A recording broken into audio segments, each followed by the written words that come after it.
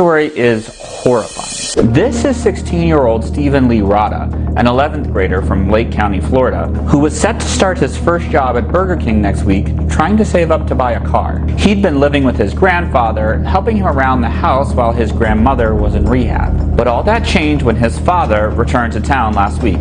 The father had been in DC, South Carolina, Ohio, and Texas, where he managed to get mug shots in each place, and even had an outstanding warrant for his arrest in South Carolina. With nowhere else to go, he showed up back at his father's house in Florida, where his son was living. When he got there, the grandfather was out visiting his wife in rehab. When he got back home, he found his adult fugitive son outside. That's when the guy told his dad, quote, "I wouldn't go in there if I was you. I killed someone. You may need to call the police." Having a known history of meth use since high school, the grandfather was apparently used to his son saying bizarre things. It wasn't until he went inside the house that he realized his son was telling the truth. The dad had killed his own son, and his grandfather found him dead in the dining room. The dad allegedly used a power tool, a heavy-duty saw known as an angle grinder, to kill his son. He then fled the scene before first responders arrived, but he was soon apprehended. And when we took him into custody, he told our deputy, "You probably need to read me my rights."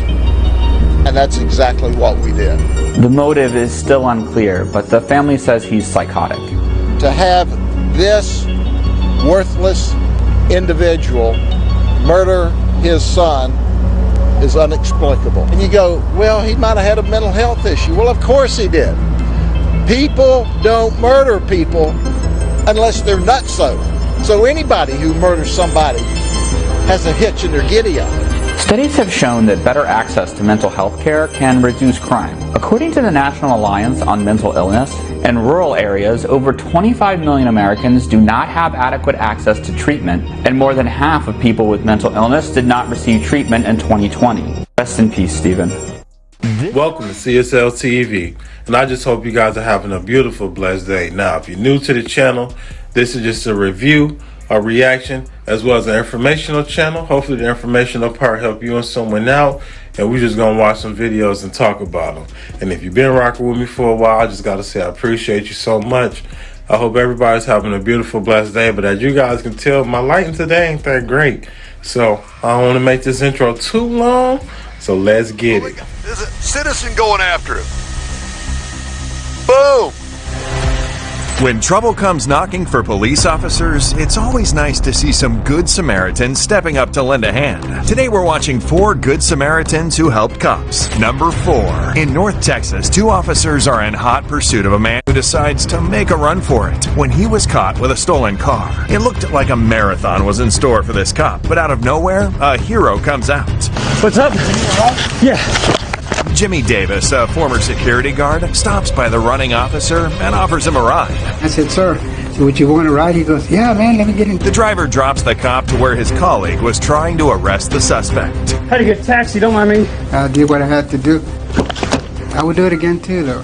Oh, that's crazy. So police was in pursuit of a stolen car, and this good gentleman come by. This good gentleman right here come by and asked the officer if he needed a ride to catch this scumbag. Now, thank God for people like him, because man, he could have got away, and guess what? I was stealing more cars. And you already know we got this Kia Boy Hyundai challenge shit going on, where they stealing a lot of people's cars now.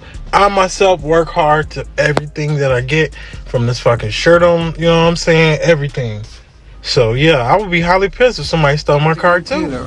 Number 3. Again, law enforcement is in another pursuit of a suspect with a stolen car. He's slick, quick, and doesn't seem like he's going down without a fight. The suspect leaves the car and takes off on his feet. Oh my God, there's a citizen going after him. Boom!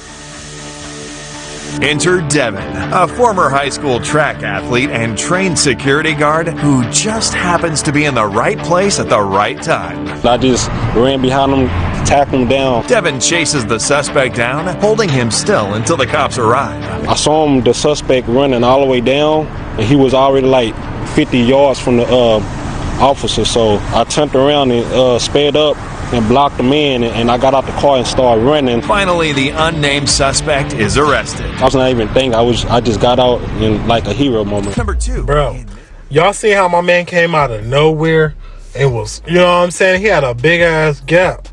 But guess what? He all about that track.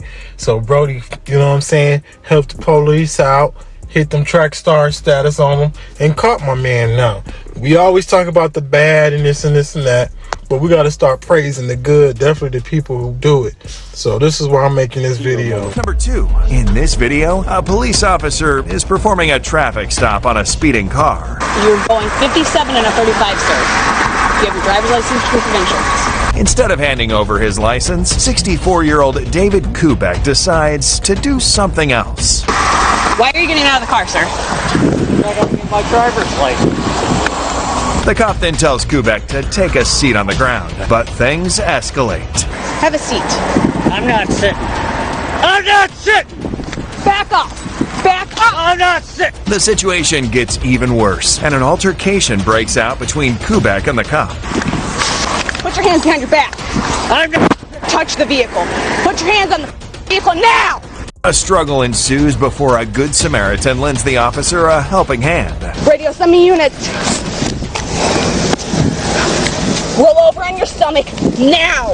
Kubek keeps struggling, but the Samaritan keeps him pinned. More Samaritans run to help until backup arrives. One of the Good Samaritans, Stacia Matushi, tells Kubek one last word before he gets arrested.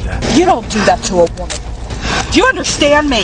It shows the bravery on their part because they had no idea what they were stepping into. They could have been risking their lives to assist that officer. Kubek was arrested and charged with assault and resisting arrest, but he pleaded not guilty, claiming he acted in self-defense. Number 1. Now, Mr. David, I don't like how you was talking to this nice, polite officer. I don't know her, but she was trying to do her job.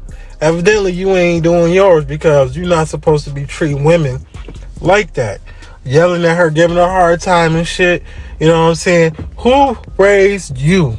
Now, thankfully, somebody over there, you know, a good Samaritan came through, helped her out, so she can detain this scumbag for mistreating women.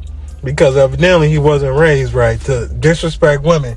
And, you know, someone like him should have been maced so he can calm the fuck down and know that he need to calm down and stand in line because you're the one who messed up, not the police officer. Number 1. It started out as just a routine traffic stop, but things quickly take a wild turn when the driver, Gilbert Villalaba, who had an obstructed license plate, acts a little feisty. 316, he's running through the Home Depot lot. While the officer is trying to hold Villalaba down, he reaches for the cop's gun and even has the audacity to ask the woman standing to grab the officer's taser. Luckily, another bystander notices the officer struggling and runs to help. We don't know who the guy is. He left before we could get his name. We really like to talk to him and recognize him for what he did, but he came and helped the officer subdue the suspect, and without him, who knows what would have happened. Villalaba, a previous convict, faces several felony charges, including battery on a police officer. Now, you know something ain't right with you, Mr. Gilbert.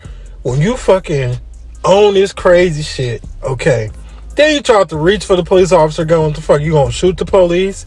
And then you ask the people for their help to get a fucking taser. Like, don't you know they dumbass could be in trouble too for trying to help your criminal ass out? You know what I'm saying? For one, you're not doing what you're supposed to be doing, because if so, you wouldn't be running.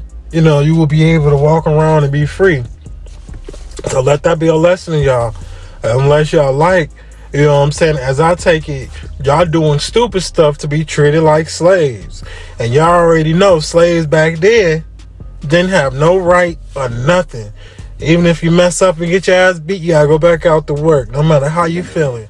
This story is all over the place. This is Tatiana Renley, a 42-year-old equestrian out of California, and this is her ex-husband, 57-year-old Mark Renley, who reportedly inherited $26 million from his parents. For years, the two lived an extravagant, wealthy lifestyle, with Mark giving Tatiana a $218,000 engagement ring, $160,000 worth of clothes, and even owning 6 homes at one point. Back in 2012, they wasted millions of dollars to produce a failed horse acrobatic show, which closed after 4 performances. But their privilege took a bizarre, dark turn. Back in July, Tatiana filed for divorce after a rocky relationship with Mark and claimed that back in May, Mark's friends busted into her bedroom and raped her at gunpoint. They then broke off the head of an expensive horse statue and threw it on her bed, Godfather style. In July, police started to get suspicious of Tatiana when their $5 million